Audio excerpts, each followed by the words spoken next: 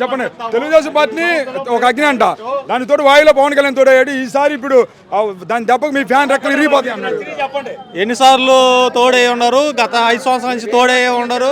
మరి ఆ రోజు ఫ్యాన్ బంద్ ఇయ్యాలట్టపోయిద్ది. ఆ రోజు వాళ్ళు ఏమి పనులు చేశారో వాళ్ళకి తెలుసు కాబట్టి ఆ రోజు జగన్ని 151 సీట్లతో మెజారిటీతో టీడీపీ మీద జనసేన పొత్తు మీద తీసి పక్కన వేసి అవతలేసేసి ఫ్యాన్ని అగంతాన్ని 150 సీట్లు లేపారు. మళ్ళీ అదే జనం, అదే అసెంబ్లీ, అదే అభ్యర్థులు మళ్ళీ ఇవాళ ఏం బీగుదామని వచ్చారు వాళ్ళు ఆ రోజు పీకలేదనక ఈ పక్కన నూకింది. మళ్ళీ ఇవాళ మన జనసేన టీడీపీ కలిసి మళ్ళీ మేము బీగుతామంటే ఇక్కడ పీకుసుకునే వాళ్ళు ఎవరు లేరు. మళ్ళీ వచ్చేది జగన్ పెట్టిన పథకాలు కానీ, అవి చేసిన విధానం కానీ, ఆ వాలంటరీ వ్యవస్థ కానీ, జనాల్లో తీసుకెళ్లిన మైండ్ సెట్ కానీ అందరికీ అనుకూలంగా చేశాడు. ఒకరో ఇద్దరు ఇబ్బందులు పడినా వాళ్ళ ఇబ్బంది వల్ల ఏమేమి వాటి వల్ల రాలేదో అది వాళ్ళకి తెలుసు. జగన్ ఏమన్నాడు, ప్రతి ఇంటికి వాళ్ళు అర్హులై వాళ్ళు తీసుకోవాల్సిన ఏమైనా ఉండా వాళ్ళకి పోకపోతే అది మన తప్పు, వాళ్ళ తప్పులుండి మనం చేయబోదు మన తప్పు కాదు, అందరికీ చెందేటట్టు చేయమని చెప్పాడు జగన్. మరి ఇప్పుడు అట్లా చూసినట్టు ఇప్పుడు మీ ముఖ్యమంత్రి ఎవరైతే ఉన్నారో జగన్మోహన్ రెడ్డి, మీ ప్రభుత్వంలో ఓన్లీ రెడ్లకే ప్రాధాన్యత ఇస్తున్నారంట కదా. అది పొరపాటండి. రెడ్లు అన్ని రెడ్లు కులాలు, ఆ కులాలు ఈ కులాలు అనేది లేదు. ఏ కులం అయినా కానీ జగన్ అనే అభిమానంతోనే ఉండారు. కానీ ఇప్పుడు మేము ఇక్కడికి అందరికి వచ్చాం, కార్యకర్తలాగా వచ్చాం, అందరం వచ్చాం. ఇప్పుడు మా కులాలు ఎన్ని ఉన్నాయో, ఎన్ని కులాలు ఉన్నాయో ఎవరికి ఎన్ని కులాలు తెలియదు. ఇప్పుడు ఈ కుర్రోడు అంటే ఈ కుర్రోడు, ఆ బాబాయ్ అంటే ఆ బాబాయ్. కులాలతో ఏం పని? కులాలతో ఏం పని? ఇప్పుడు జగన్కి కులాలతో పని లేదు. అతనికి కావాల్సింది జనాల్లో ఉండ అభిమానం, నమ్మకం. ఆ నమ్మకం కోసం అన్ని చేశాడు, ఆ నమ్మకాన్ని నిలబెట్టుకున్నాడు. నేను చూసినట్లయితే జయో బీసీ సభ చూసినా జగన్ నిద్ర కూడా పడతలేదని చెప్పి ఒక ఎల్లో మీడియా అంటుంది.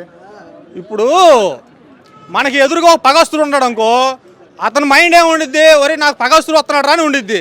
వీడికేముండిద్ది, వాడు నా పగస్తుడు రాని ఉండిద్ది. అంతేగాని వాడి వల్ల నాకు భయం, నా వల్ల వాడికి భయం అని కాదు. ఎవడు ధైర్యం వాడికి ఉండిద్ది, ఎవడు గుండె ధైర్యం వాడికి ఉండిద్ది, ఎవరు నమ్మకం వాళ్ళకు ఉండిద్ది. ఇంకా అసలుంటప్పుడు వాళ్ళని చూసి అన్నారని వీళ్ళు కట్టపోయి వచ్చింది. మరి ఇప్పుడు చూస్తే జగన్ ఒక్కరు, వాడు చూస్తే అన్ని పార్టీలు లేకపోయినా ఎలా గెలుస్తాడు రేపు? గెలుపు అనే దానికి ఆయన అమర్చుకున్న బ్రహ్మాస్త్రం అమర్చుకున్నాడు కదా. ఆ బ్రహ్మాస్త్రంలోనే అమర్చుకొని ఉన్నారంటే ఇప్పుడు వచ్చే టీడీపీ, జనసేన వాళ్ళంటి వాళ్ళు ఇంకా నలుగురు కలిసిన విడివిడిగా వచ్చే ఏం చేయలేకపోయారు, ఇంకా డబల్గా వచ్చి ఏం చేస్తారు? ఆ బ్రహ్మాస్త్రం నుంచి బయటకు లాగలుగుతాడా? అతను ఒకటి అమర్చుకున్నాడు, చుట్టూరు 170 స్థానాల్లో బ్రహ్మాస్త్రం అమర్చుకున్నాడు. అమర్చుకొని కొడతమే 151 కొట్టాడు. ఇక అక్కడి నుంచి కొడతాం అనేది ఈజీగా కొట్టుకుంటూ వెళ్ళిపోతాడు. కానీ చిన్న వాటిని కలుపుకొని నేను కొడుతాను, నేను బీగుతాను వాళ్ళు వచ్చినా అవి ఏమి ఉండవు. మన పవన్ కళ్యాణ్ నా 4వ పిల్లం, జగను నా 3 పెళ్ళిళ్ళే అయితే నాకు 4వ దేవుడు అని అన్నాడు. జగను 4వ పిల్లం అని అన్నది దేనికి? చంద్రబాబు నాయుడు మొగుడుగా చేసుకుని వీడు పిల్లం అయ్యాడు. కాపురానికి వెళ్ళాడు. వీడు ఎప్పటికి వెళ్ళాడు? 10 సంవత్సరాల దాకా వాడికి వీడికి కాపురం కుదరపోతే మొన్న ఒక నెల రోజుల క్రితం కుదిరి కాపురానికి పోయాడు పవన్ కళ్యాణ్. కాపురానికి పోలేదని పవన్ కళ్యాణ్ అంటే వాడు మగోడైతే వాళ్ళలాగే ఉండాలి.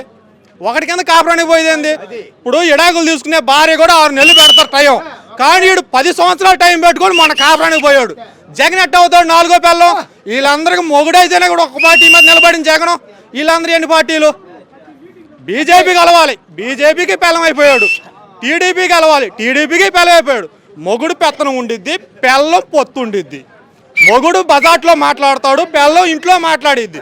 వీడు ఇంట్లో మాట్లాడే పవన్ కళ్యాణ్. పిల్లం ఎవరు అప్పుడు? ఎవరు? నువ్వు తలకాయ ఇవ్వడం కదండి, నువ్వు కూడా చెప్పాలి కదా. నాకు నువ్వు అడిగే క్వశ్చన్ చెప్పాను. నీ ఒపీనియన్ నువ్వు చెప్పు. నీ ఒపీనియన్ ఏంటో చెప్పు. నీ ఒపీనియన్? నా ఒపీనియన్ కాదన్నా. ఇప్పుడు అతను జరిగిన 3 పెళ్ళిళ్ళు నిజాలు. జగన్ చేసి ఏం చేశాడు చెప్పు? 4వ పిల్లం అని అతను మేదేశం. అతను ఎవరు? మన రాష్ట్ర ముఖ్యమంత్రి. మన రాష్ట్ర ముఖ్యమంత్రిని యువత స్థాయిలో ఉన్న ముఖ్యమంత్రి చంద్రబాబు నాయుడు ఏ ఓసీకి సంబంధించిన ముఖ్యమంత్రి. ఇవాళ ఏముందండి, ఇంతకుముందు మనం ఒక టీవీ కాడకు పోవాలంటే వాళ్ళ ఇళ్ళ ముందు కూర్చొని టీవీలు చూడాలి. ఇవాళ ప్రతి వాడు సెల్ ఉంది. ఎవరు వ్యక్తిత్వం ఎలా ఉందా, ఎవరు పాలిటిక్స్లో ఎలా ఉందా, ఎవరు పరిపాలన ఎలా ఉందనేది మనకి ఆటోమేటిక్గా చూస్తుంటేనే అర్థమైపోతుంది.